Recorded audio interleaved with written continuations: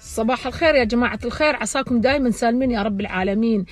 أبى أضحككم شوية، أقول لكم شيء ضحكت فيه اليوم صباح لما فتحت الفيسبوك حقي.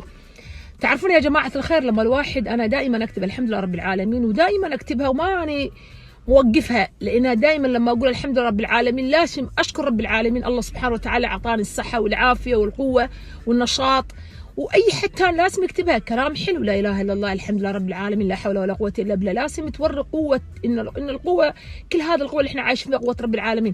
في ناس لما انا اكتب يكتبون لي يقولوا لي ايش قصدك يا امل. تخيل في ناس تقول هالدرجه، ايش قصدك يا امل تكتبين هالكلمه على فيسبوك.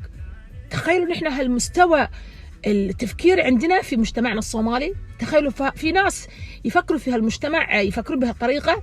ايش تقولوا لهم عليكم؟ يعني بصراحه ايش الواحد يجاوب على هالانسانه او على هالانسان اللي يقول كذا؟